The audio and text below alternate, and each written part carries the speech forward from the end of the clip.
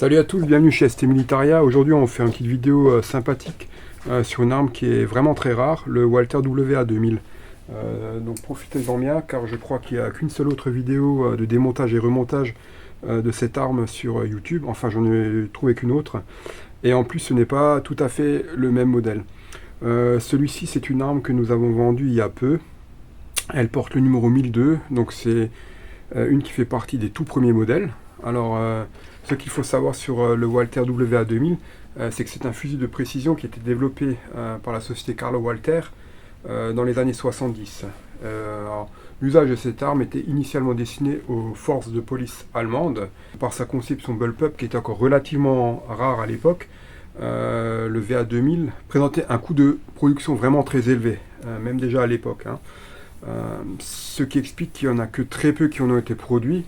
En tout et pour tout, 176 pour le monde, en 3 différents calibres, en .300 Winchester Magnum, donc le calibre de celui-ci, en .308 Winchester et en 7.5 GP11 pour la Suisse. Oui, il faut savoir que les forces de police suisses en ont acquis quelques-uns. Il est aujourd'hui encore plus rare en 7.5 suisse. On le trouve majoritairement en .308 Winchester. Aujourd'hui, le prix d'une de ces armes varie entre 50 000 et 85 000 euros, juste pour vous donner un ordre d'idée. Donc voilà, vous allez avoir le plaisir de voir le démontage et le remontage sommaire de ce fusil de tireur de précision. Alors pour le démonter, il vous faut deux outils, une clé Allen et un tournevis cruciforme. Alors on va faire bien attention parce que, comme dit, c'est très rare, donc de ne pas perdre de pièces. Donc pour commencer, pour faire un démontage rapide, il vous faut déjà enlever toutes les parties en bois. Donc on va commencer par le garde-main. Donc là il suffit de dévisser la vis avec la clé 6 pans. A noter, il faut faire très attention parce que toutes les vis, il y a des blocs qui font office de contre-écrou à l'intérieur du cadre en alu. Donc l'arme est principalement constituée d'acier pour le canon, pour la culasse, et le reste c'est de l'aluminium. Donc là j'ai enlevé le garde-main, je vais enlever la poignée pistolet. Donc pareil, il y a une vis à sortir dans ma poignée, ce qui permet de la désolidariser du cadre. Voilà.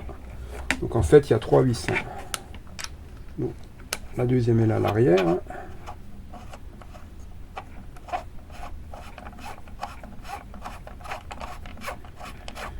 Voilà. Donc là on démonte les trois vis.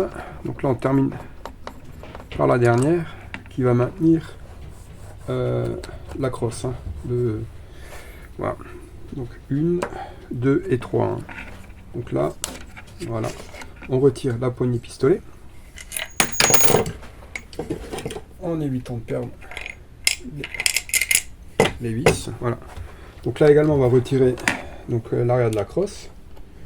Donc là, on démonte cette vis du dessus. Voilà. Ce qui nous permet de retirer la crosse. On va également enlever l'appui-joue. Donc pareil, ça se démonte toujours avec ma vis ma clé Allen, pardon. Voilà. Et comme dit, lors du démontage et du remontage, faites bien attention parce que je vais vous montrer. Vous voyez, à chaque fois vous avez ces petits blocs à l'intérieur en alu qui font office de contre-écrou. Donc évitez de bouger votre arme parce que sinon ça va se balader partout et après c'est plutôt galère à remonter.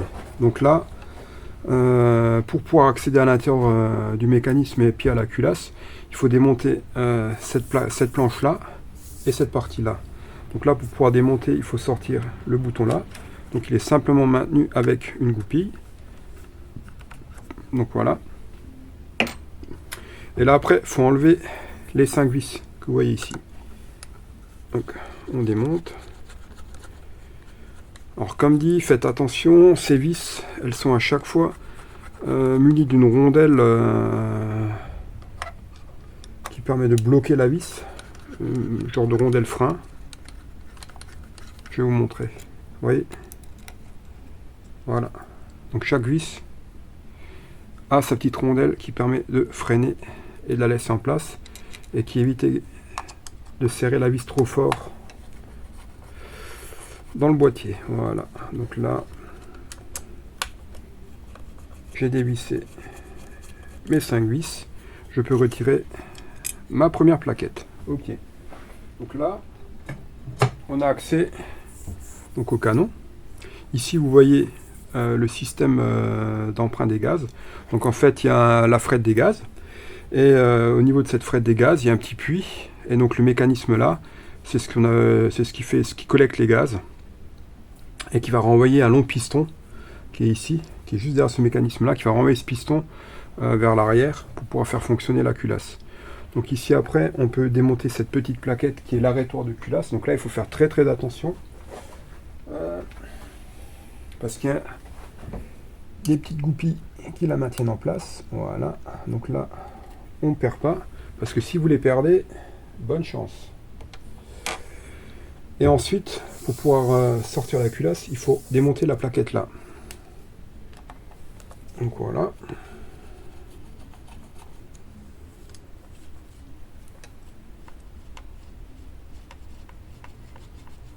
Alors les vis, quand vous les resserrez, il n'y a pas besoin de les serrer comme un bourrin. Ça se serre vraiment faiblement. Pas besoin d'appuyer dessus comme un bourrin. Ça se maintient en place avec les rondelles de blocage. Donc là, voilà.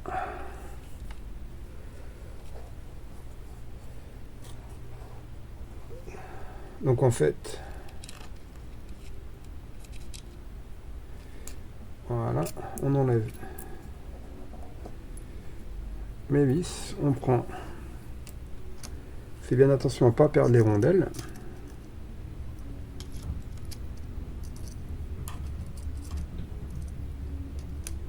Voilà, j'ai tout enlevé. Je vais pratiquer de la même façon de l'autre côté. Voilà.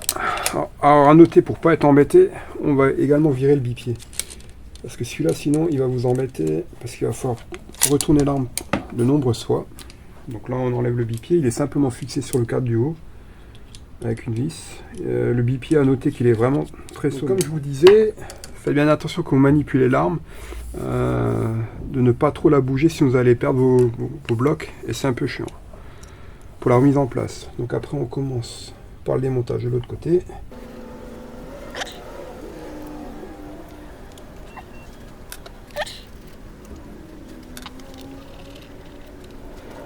Là pareil, on va enlever cette pièce là, voilà, goupille sur le levier d'armement. On peut ensemble le chargeur également, voilà, et encore la plaque là.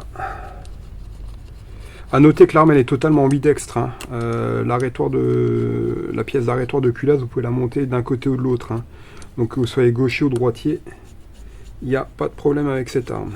Par contre, faire un démontage sommaire sur un théâtre d'opération, on oublie. C'est pas prévu pour. Voilà. Donc là, je peux retirer ma deuxième plaque. Et là, on a accès maintenant à l'intérieur de l'arme. Donc sortir la culasse, il faut simplement... Et on peut la ramener en arrière. Que je raconte pas de bêtises. Pour sortir la culasse, il va falloir que je démonte, puisque ça reste fixe ensemble. Oui, il va falloir que je démonte ma partie haute. Donc cette partie-là, pour la démonter, il faut enlever la pièce de maintien à l'avant. Donc effectivement, il y a beaucoup de vis à enlever là-dessus. Je le retourne, je fais attention quand je le retourne. Ouais, vous voyez, il commence déjà à coulisser. Donc,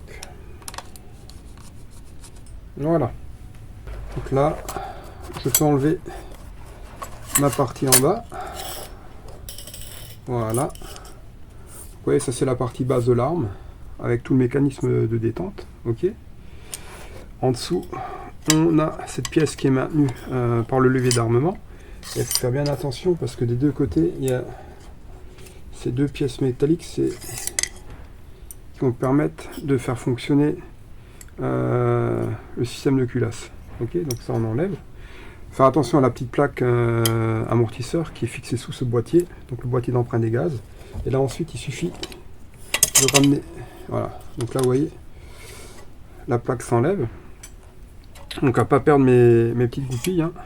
Voilà, elles sont dedans, hein. Donc là il suffit de ramener votre culasse vers l'arrière. Voilà, donc là on sort la culasse. Allez, on va vous montrer l'intérieur. Oui. Oui, c'est bien en place. Voilà. Donc là, on a procédé au retrait de la culasse. Donc le canon, il est vissé dessus, hein, la culasse. Voilà, comme vous avez pu le constater, ça se fait assez rapidement. Je l'ai déjà démonté quelques fois avant, hein, je ne vais pas vous mentir, ça se fait pas comme ça. On cherche un peu. Ça semble relativement compliqué. Mais avec un peu de pratique, on y arrive. Faut surtout faire attention de ne pas perdre les pièces. Parce que si vous les perdez, pour les retrouver, ça va être compliqué. Donc encore une fois, notez bien, vous avez ce fameux petit boîtier là, qui en fait comprend à l'intérieur le trou de la frette des gaz. Donc il se situe à peu près là. Et donc les gaz vont partir par ici, vont être récupérés par cette pièce, par cette partie. C'est pas une veine gazeuse, il n'y a pas de veine, hein. Et en fait, ça va simplement permettre de pousser. Attends, pas qu'il bouge. Ça va permettre de pousser mon levier là. Enfin, mon levier, pardon. Mon bloc qui est solidaire de mes deux leviers sur lesquels. Enfin, pardon. En fait, ça, c'est mon transporteur de culasse. D'accord ? Ça fait partie du transporteur de culasse. Et en fait, les gaz vont souffler, vont être projetés à l'intérieur de cette pièce, et c'est ce qui va permettre de renvoyer la culasse vers l'arrière, quoi. Ok. Donc on va dire c'est un système à empreinte gaz direct, hein, puisqu'il n'y a pas de piston à proprement parler, et en fait cette pièce là elle permet au transporteur de coulisser dessus et de revenir en place. Alors là on a la partie basse donc de l'arme avec tout le mécanisme de détente. On voit bien que c'est un système bullpup, hein, c'est situé à l'arrière, quoi. Donc là il y a le marteau, hein, et tout le mécanisme. Là cette partie là c'est pas un piston, hein. C'est en fait c'est un axe qui permet le coulissage du transporteur de culasse, qui lui-même est projeté par les gaz qui arrivent par cette pièce là qui est le collecteur. On va appeler ça un collecteur, et juste en dessous il y a la frette des gaz. Voilà. Donc là vous avez l'avant du canon avec le frein de bouche qui est très efficace, hein. Pour l'avoir testé en 300 winch, il n'y a quasiment pas de recul, quoi. Et en fait toutes ces pièces là sont en alu, sauf le canon, les pièces transporteurs de culasse, la pièce là, ainsi que ma culasse qui elle est en inox, hein. Donc ça vous voyez que c'est une culasse rotative, on voit bien, hein. Et elle est à 3 tenons, quoi. Voilà. On va procéder au remontage maintenant, hein. Alors pour le remontage on va procéder comme pour le démontage. Alors pour ma culasse, il suffit simplement de la glisser à l'arrière, hein. Vous voyez, bon là je le fais arme sur le dos, c'est pas forcément ce qui est le plus pratique. Mais on la met en arrière, vous la glissez sur le rail et ensuite elle se met directement, voilà, elle va se mettre naturellement en place. Alors, attendez. Alors pour la culasse, il ne faut pas oublier de mettre cette pièce là, pardon. Ce petit levier, il faut qu'il soit vers l'avant, hein. Sinon ça ira pas, hein. Vous la mettez bien, vous la faites coulisser sur le rail. Et une fois qu'elle est dans le rail, on remet en place les axes, voilà. Ils se mettent dedans et là on peut la verrouiller. Et une fois que c'est en place, on met bien sûr mon bloc du transporteur. Lui, vous pouvez pas vous planter, hein, il y a qu'un sens. Et ça, c'est celui qui se met sur l'avant, sur le bloc. Et là, il suffit de rentrer donc mes goupilles.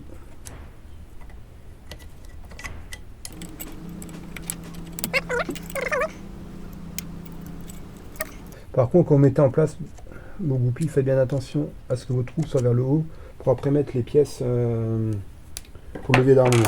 Donc ça, c'est en place. Après, il ne faut pas oublier mes deux pièces là. Alors, ça se met Allez. Voilà, ça se met en place là.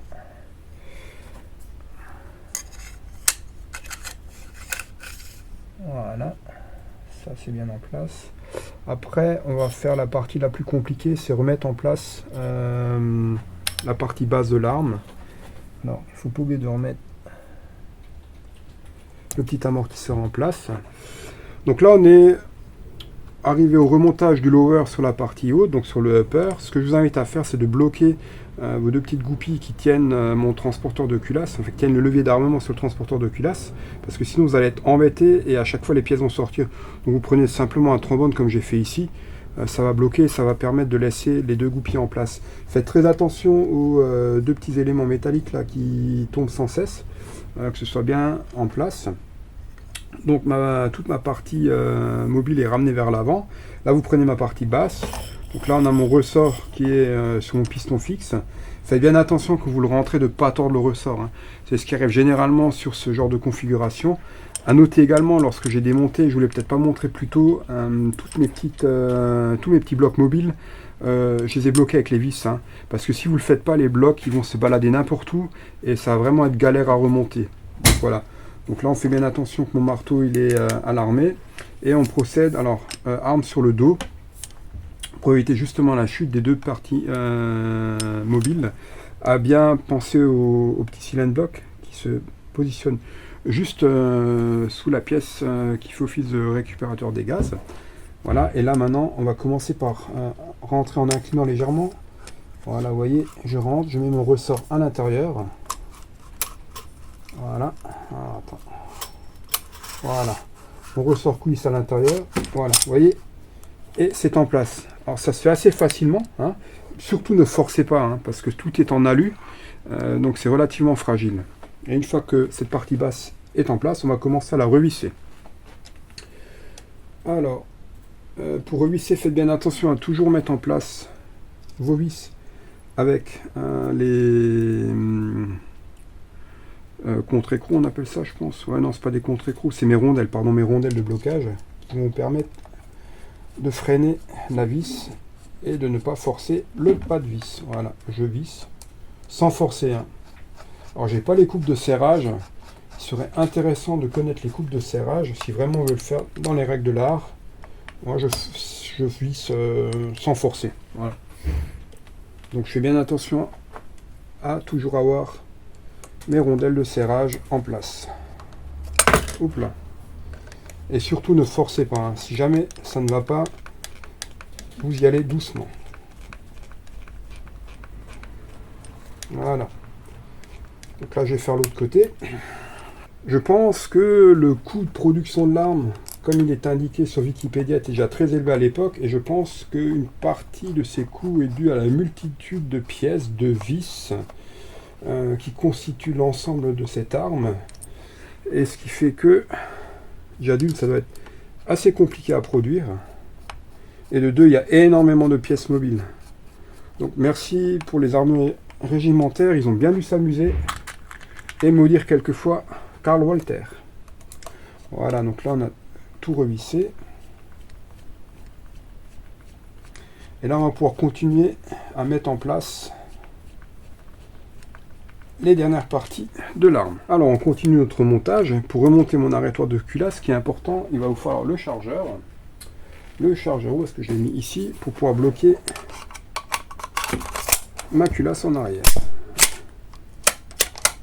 Voilà, donc là tout est en place. Et ben j'ai non, vous voyez, effectivement ici, vous voyez, mes petits bitounions sont sortis et donc ma culasse elle est en arrière, mais elle n'est pas sous tension. Donc on va juste ramener vers l'avant pour pouvoir rebloquer le tout. Voilà, allez, on met ça dedans. Voilà, on met le chargeur en place. Voilà, tout est bloqué. On met en place mon arrêtoir de culasse. On fait bien attention à pas perdre ma pièce. Oups là, voilà. Alors oui, donc lors de la remontage de ma partie bas, juste un petit nota bene, faites bien attention à ces deux tiges métalliques la partie arrondie, le petit chanfrein doit être placé vers le haut et non vers le bas, sinon on n'arrivera pas à remonter l'arrêtoir de culasse. Donc là, il est dans la bonne position. Enfin, comme je vous dis déjà tout le long de la vidéo, remonter sans forcer sur les vis, hein. Ça c'est super important, parce que comme dit, tout est en alu, et donc relativement fragile. Voilà. Voilà, arrêtoir de culasse remonté. Maintenant on a fait la partie la plus difficile, maintenant on va remonter les plaques de protection latérales des deux côtés, et on continue. Alors là, comme je vous l'avais dit plus tôt, hein, veillez bien lors du démontage, à chaque fois remonter les vis pour bloquer les petits blocs qui font office de contre-écrou, sinon vous allez galérer à chaque fois pour les retrouver et les mettre face à vos trous. Donc voilà. Donc là on enlève le tout.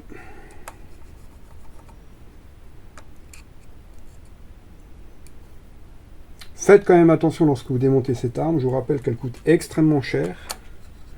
Et qu'ici on a un exemplaire qui est vraiment en très très bon état. Donc faites bien attention lorsque vous démontez à ne pas faire de rayures.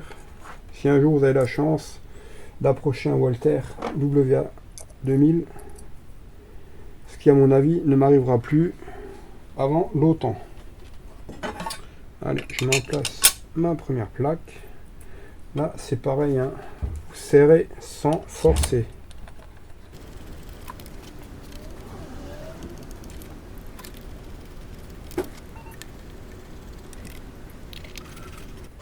Une fois que vous l'aurez démonté 3-4 fois, ce qui est mon cas, vous verrez, ça va relativement vite et facilement. Une fois que la première face, le côté droit est remonté, on remonte également tout de suite le bouton qui permet la prise en main du levier d'armement. Donc ça va tout seul, hein. Il suffit de le mettre dedans. Vérifier que mes trous sont bien alignés. Voilà, ce qui est le cas ici.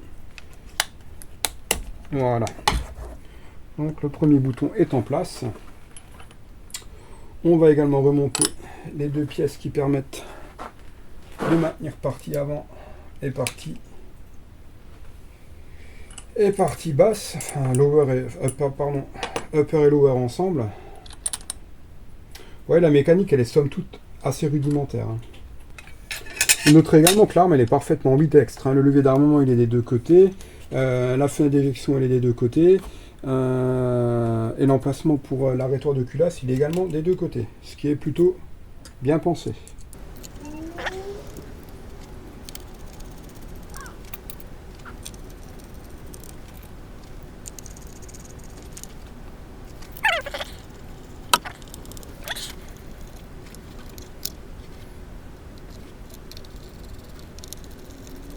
Voilà, presque terminé.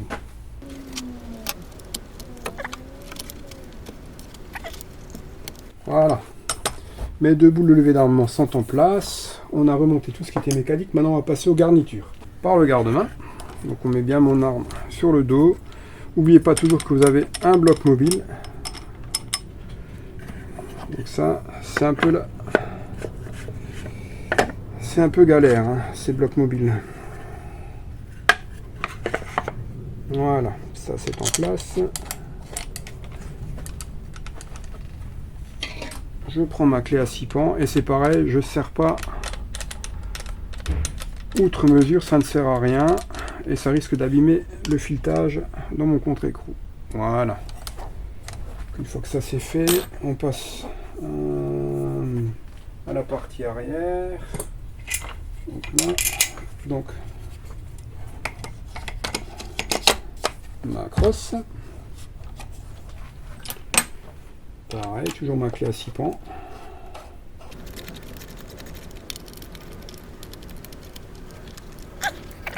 Celui-là également. Voilà, pas autre mesure au niveau du serrage, hein, vraiment tranquillement. Ensuite, on a ma crosse qui va simplement se clipser en haut et en bas. On ne peut pas se planter. Et enfin, on remonte mon appui-joue, donc à gauche ou à droite, comme vous voulez. Et bien entendu, j'ai un bloc qui se balade encore quelque part. Ensuite, on peut continuer par remonter le bipied, ce qui ne va pas être fait ici, puisque on va encore amener l'arme à Saint-Étienne pour son épreuve, puisque là, dans cette configuration, elle a été convertie en répétition manuelle à 10 coups plus 1 pour son futur propriétaire. et ensuite encore la lunette, et voilà. On a fait ici donc un petit démontage et remontage de ce fameux Walther WA2000. Si vous avez des questions, des commentaires, n'hésitez pas, ce sera avec grand plaisir. Allez, à une prochaine!